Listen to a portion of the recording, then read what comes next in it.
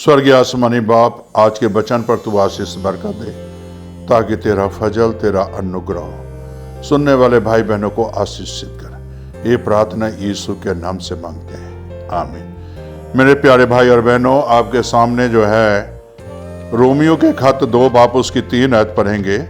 हे मनुष्य, तू जो ऐसे ऐसे काम करने वाले पर दोष लगाता है और आप वे ही काम करता है, क्या यह समझता है कि तू परमेश्वर के दंड की आज्ञा से बच जाएगा?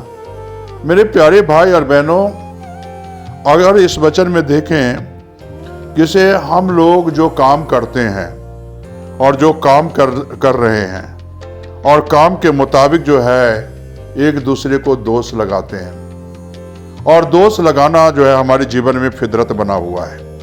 शैतान जो है दोष लगाता है। तो मेरे प्यारे भाई बहनों, क्या हम और आप बच सकते हैं? और क्या हम ये कह सकते हैं कि इसे तू परमेश्वर के दंड की आज्ञा से बच जाएगा? क्या परमेश्वर की आज्ञा से दंड से बच जाएगा? नहीं मेरे प्यारे भाई और बहनों, कभी हम नहीं बचेंगे। परमेश्वर हमारा न्याय करेगा। गुनाह की सजा जरूर मिलेगा, पाप की सजा जरूर मिलेगा। मेरे प्यारे भाई और बहनों, अगर देखिए उत्पत्ति की पुस्तक में अगर देखें शुरू से ही, तो मेरे प्यारे भाई बहनों, आदम हवा ने पहले कोई गुनाह नहीं करता था, कोई नहीं पाप करता था, परमेश्वर की आज्ञा मानता था और परमेश्वर के पीछे चलता था। तब तक परमेश्वर जो है सुबह शाम उसे मिलने के लिए आता था और बातचीत करता था। लेकिन प्यारे भाई और बहनों, परमेश्वर ने वहां जो है अदन की वाटिका के सारे वृक्ष का फल खाने को कहा, लेकिन मेरे प्यारे भाई और बहनों, एक वृक्ष का फल परमेश्वर ने मना किया जो बीच में था, और परमेश्वर ने कहा कि इस फल को कभी खाना नहीं और कहीं से छूना भी नहीं तो तू मर जाएगा।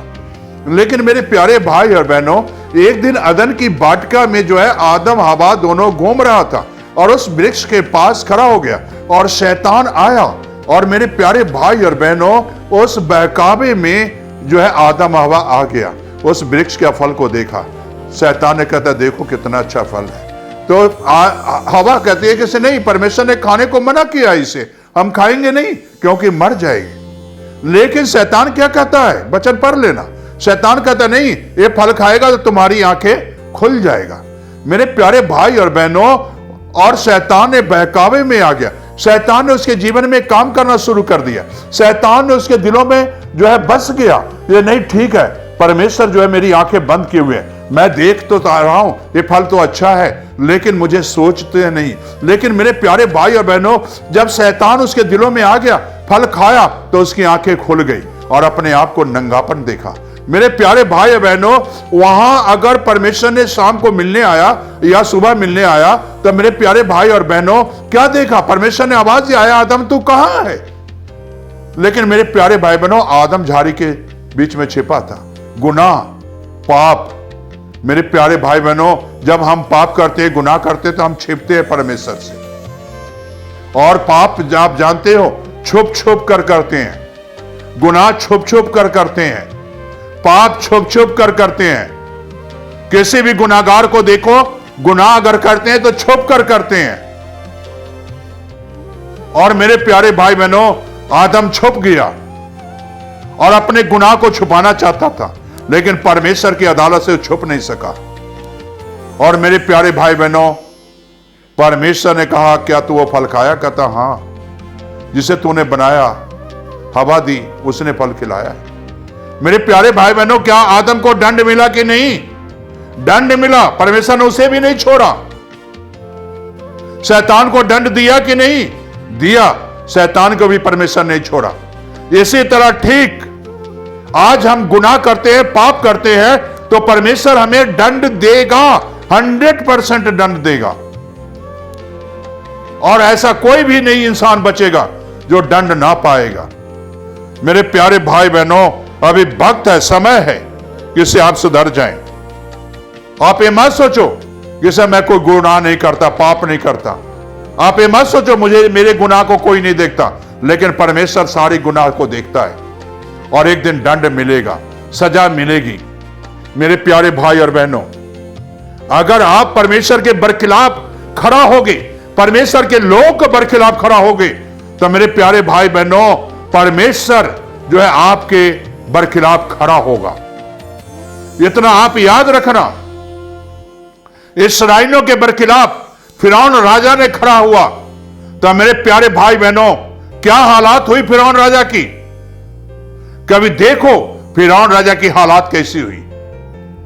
परमेश्वर के बरखिलाफ अगर कोई भी इंसान खड़ा होगा, वो परमेश्वर से बच नहीं सकेगा, परमेश्वर उसे दंड देता है। जो यीशु के बरखिलाफ बोलेंगे, मेरे प्यारे भाई बहनों, यीशु के आगे वो खड़ा नहीं रह सकते।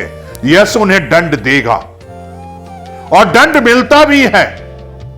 मेरे प्यारे भाई बहनों, कोई भाई बहन इस वचन के बरखिलाफ बोलता है, तो मेरे प्यारे भाई बहनों, प्रभु यीशु मसीह उसे भी दंड देगा। उससे बच नहीं सकता। वो इंसान तो ये सोचता है मैंने बड़ा अच्छा काम करता हूं, मैं अपने धर्म के लिए बड़ा अच्छा काम करता हूं, मैं अपने धर्म के लिए बड़ा अच्छा कार्य करता हूं। लेकिन मेरे प्यारे भाई बहनों, क्या परमेश्वर के राज्य में वो अच्छा है या बुरा है? और मेरे प्यारे भाई बहनों, जितनों ने यीशु के बरखिलाफ सर उठाया है, उनका सर झुका ही है। मेरे प्यारे भाई बहनों, 35 पिलातोस जो यीशु के आगे सर उठाया, उसका भी सर झुका है। जो सैनिक यीशु के आगे सर उठाकर मखौल करते थे, उसका भी सर झुका है। मेरे प्यारे भाई बहनों, याद रखना कि इसे परमेश्वर की अदालत से आप बच नहीं सकोगे और उसकी अदालत से कोई बहाना नहीं चलेगा। आज मेरे प्यारे भाई बहनों, जो भाई बहन बहाना बनाते हैं, तो परमेश्वर की दंड की आज्ञा से बच नहीं सकोगे। आप तो सोचते मैं बहुत बड़ा अच्छा काम करता हूं, बहुत अच्छा कार्य कर रहा हूं, मैं तो परमेश्वर के लिए कर रहा हूं। लेकिन नहीं मेरे प्यारे भाई बहनों, परमेश्वर के कार्य अगर करोगे तो आपके जीवन में मोहब्बत भरा होगा, इंसान के प्रति मोहब्बत होगा। जैसा यीशु ने कार्य किया, जैसा प्रभु यीशु मसीह के चेलों ने कार्य किया, इंसान के प्रति मोहब्बत भरा था। यहां इंसान से मोहब्बत करना सीखा। चेलों ने भी मोहब्बत करता था। चेलों को लोग मारते कुटते थे, लेकिन फिर भी उनसे मोहब्बत करता था। यीशु के बरखिलाफ हुए, यीशु को सूली चढ़ाया, फिर भी इंसान को प्रभु यीशु से मोहब्बत किया। प्यार भरी वचन 7 कलमे कहे। मेरे प्यारे भाई बहनों, यीशु आपसे आज भी मोहब्बत करता है, हर एक गुनाहगारों से मोहब्बत करता है, हर एक गुनाहगारों से प्यार करता है यीशु। आज जो है मेरे प्यारे भाई बहनों, आज बुरे काम छोड़ो, दंड वाले काम छोड़ो, पाप वाली जिंदगी छोड़ो और यीशु के पास आओ और हमेशा की जिंदगी पाओ। आओ प्रार्थना करें। स्वर्गीय आसमानी बाप, जो भाई बहन आज पाप भरी जिंदगी को छोड़ना चाहता है, तो खुदाबंद यीशु आज उन भाई बहनों को आशीष दे और खुदाबंद उनके पाप को धो दे।